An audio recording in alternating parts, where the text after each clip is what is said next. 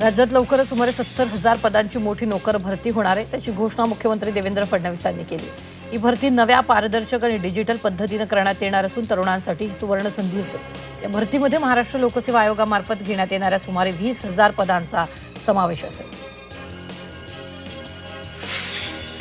नवी मुंबई परिसरातील 13,000 गृहनिर्माण सोसायट्यांची नोंदणी सिडको नवी मुंबई यांच्याकडे झाली आहे। मात्र यातील 200 पेक्षा जास्त सोसायट्यांवर उपनिबंधकांनी नेमलेल्या प्रशासकांची मुदत संपलेली असताना ते या सोसायट्यांचं कामकाज पाहत आहेत। बँकांमधील रोख व्यवहार, घरगाडीची खरेदी आणि हॉटेलमधील बिलांसाठी पॅन कार्ड अनिवार्य करण्याची मर्यादा वाढवली आहे। 10 लाखांपेक्षा जास्त रोख ठेवी किंवा पैसे काढताना पॅन कार्ड अनिवार्य राहणार आहे। तर कोणतंही वाहन 5 लाखांपेक्षा जास्त किमतीचं असल्यास खरेदीदारांना पॅन देणं बंधनकारक असेल। देशभरातील कोट्यावधी नोकरदार वर्गासाठी ईपीएफओनं क्रांतिकारी निर्णय घेतला। यामुळे आता ईपीएफमधून पैसे काढणं अगदी सोपं झालंय। तुम्ही आता यूपीआयच्या मदतीनं पीएफमधील पैसे थेट आपल्या खात्यावर घेऊ शकता। अवघ्या काही सेकंदात हे पैसे काढणे शक्य होणार आहे। सोनं चांदीच्या दरात चढउतार कायम आहे। सोन्याच्या भावात 500 रुपयांची घसरण तर चांदीच्या भावात 10,000 रुपयांची वाढ झाली। सोन्याचा आजचा भाव 1,55,600 रुपयांवर तर चांदीचा भाव 2,70,000 रुपयांवर पोहोचला आहे। पनवेलमधील पिल्लई विद्यापीठाचे मंत्री चंद्रकांत पाटील यांच्या हस्ते उद्घाटन झालेलं आहे। उद्घाटनापूर्वी मान्यवरांनी विद्यापीठ परिसराची पाहणी करत अत्याधुनिक शैक्षणिक सुविधा, प्रयोगशाळा, संशोधन केंद्र तसंच विद्यार्थ्यांच्या नवोपक्रम, स्टार्टअप उपक्रमांचं कौतुक केलं। शरद पवार यांच्या तब्येतीत सुधारणा होतीये। डॉक्टर सायमन ग्रँट यांनी याबाबत माहिती दिली। काल त्यांना खोकल्याचा त्रास झाल्यामुळे हॉस्पिटलमध्ये दाखल करण्यात आलं होतं। त्यांचा खोकल्याचा त्रास आता कमी झालाय, मात्र डॉक्टरांनी त्यांना विश्रांतीचा सल्ला दिला। राज्यातील एसटी महामंडळाच्या कर्मचाऱ्यांच्या वेतनासाठी राज्य सरकारकडून आलेल्या रकमेबरोबर वाढीव वेतनाचा फरक देण्याचं आश्वासन देण्यात आले। मात्र संबंधित रक्कम न दिल्यानं एसटी कर्मचाऱ्यांमध्ये तीव्र असंतोष पसरला।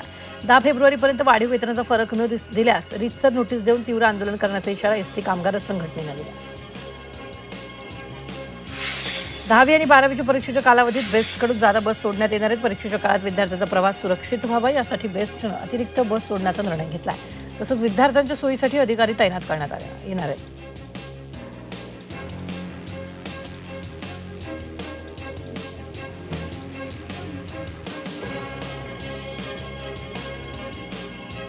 उपनगरीय रेल्वे सेवेसाठी 238 नवीन एसी लोकल खरेदी करण्यात येणार आहेत।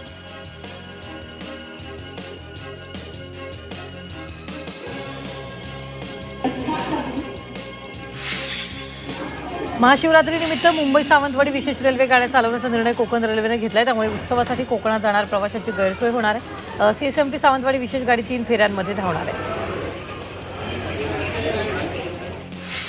नंतर गाडगे महाराज चौक ते चेंबूर मोनोरेल लवकरच धावणार आहे। मोनोरेलच्या ताफ्यात नव्या 10 गाड्या दाखल झाल्यात। मोनोरेलची मार्गिका सुरू करण्यासाठी आवश्यक असलेल्या सुरक्षेची तपासणी सुरू केली आहे। गेल्या 2 वर्षात डीजीसीएनं अनुसूचित व्यावसायिक विमान कंपन्यांना 352 कारणं दाखवा नोटिसा बजावल्यात। इंडिगो आणि एअर इंडियाला 84 कारणं दाखवा नोटिसा बजावण्यात आल्या। या कालावधीत इतर विमान कंपन्यांमध्ये एअर इंडिया एक्सप्रेसला 65 कारणं दाखवा नोटिसा बजावलेल्या आहेत।